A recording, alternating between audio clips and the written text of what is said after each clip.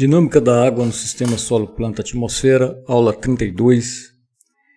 Nessa aula nós vamos ver a utilização do programa REFET, utilizado para cálculo da evapotranspiração de referência.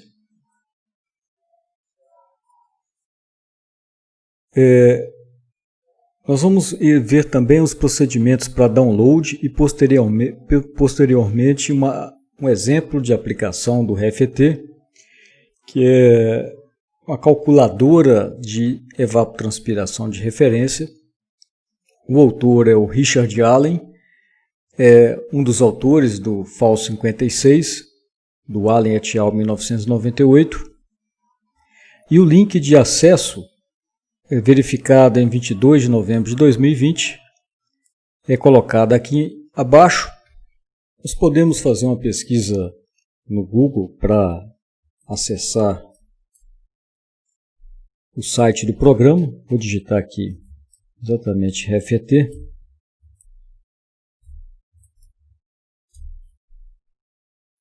Nós temos esse site aqui indicado, aqui no caso o primeiro, da Universidade de Idaho.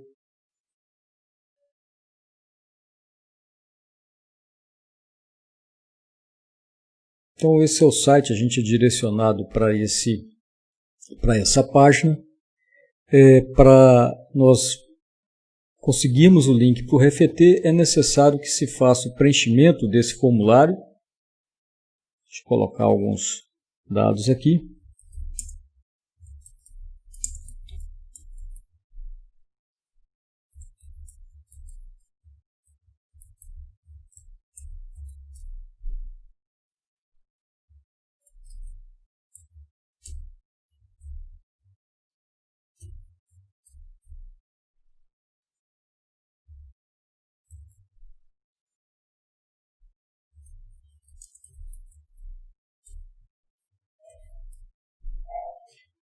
Natureza do uso aqui, pesquisa ou outra utilização que a gente pode também trabalhar, né? Por exemplo, manejo de irrigação.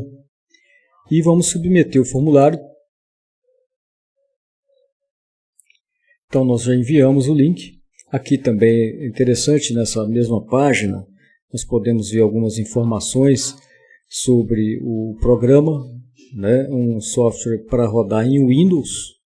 Então, outro sistema operacional não há garantia que vai haver o funcionamento correto. Ainda na página do REFET, nós podemos ver alguns recursos, né? Aqui nós temos guia para cultivos.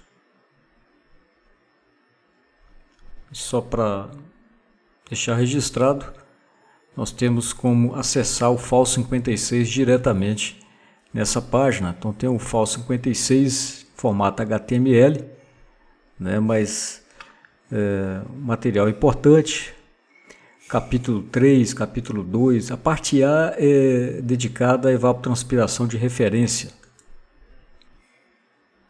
Nós temos aqui acesso a todo o material, boa parte do que a gente está vendo, viu na aula 31, diz respeito ao material que está no FAL 56.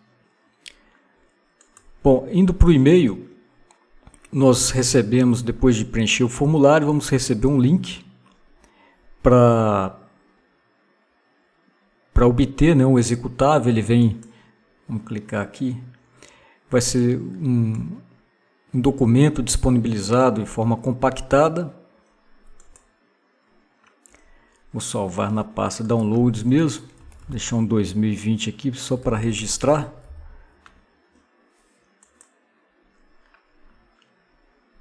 Completado o download, vou localizar o arquivo compactado,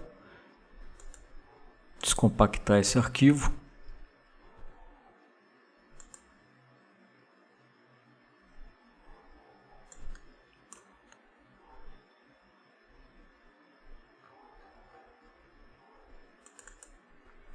E dentro da pasta, né, nós vamos ter acesso a um documento .exe, documento de instalação, né, um arquivo de instalação, arquivo executável.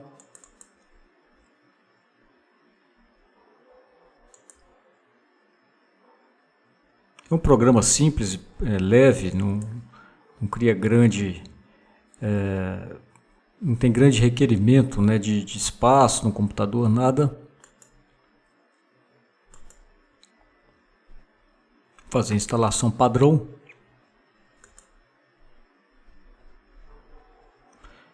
Bom, feita a instalação, podemos acessar o programa.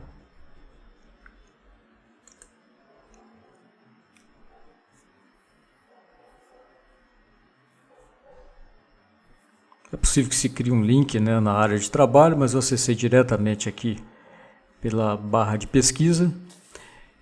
E aí nós temos acesso a esse formulário inicial. Bom, nesse formulário principal, nós podemos, aliás, formulário inicial do programa, nós temos aqui até algumas informações, uma sequência de versões, e nós vamos, na próxima aula, fazer o acesso ao programa para ver os procedimentos de entrada de dados, de configuração da forma que esses dados de entrada vão ser fornecidos para o programa. Vamos deixar então esse procedimento para uma próxima aula. Mais uma dica adicional aqui. Deixa eu sair. Esses programas, é interessante que a gente trabalhe com o separador decimal como ponto, para evitar alguma divergência. Esses programas geralmente não são feitos prevendo um conjunto de possibilidades de uso em termos de configuração do sistema operacional tão grande. Então é interessante que a gente tome medidas para evitar possíveis erros. O RFT com separador decimal vírgula, eu já verifiquei em alguns casos algumas divergências. Então, para evitar esse tipo de problema, isso vale para outros programas também, programas software mais de uso técnico. Vamos acessar o painel de controle.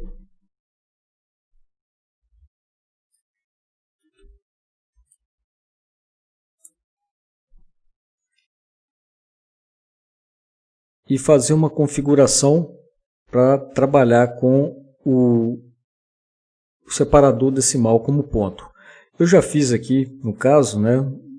Geralmente a máquina ela pode estar na forma padrão, né? Desse tipo de formato regional padrão. A sugestão, então, é passar para inglês. E nós temos várias opções também aqui, também trabalhando com inglês, mas vamos escolher a opção inglês Estados Unidos. Ok. E aí já temos uma configuração já interessante para se utilizar o programa. Na próxima aula, então, a gente vê como aplicar ou trabalhar com dados e informar o programa, né? Passar também o arquivo de configuração de dados, o que cada coluna de dados significa. Esses procedimentos serão vistos na próxima aula. Até a próxima aula, então.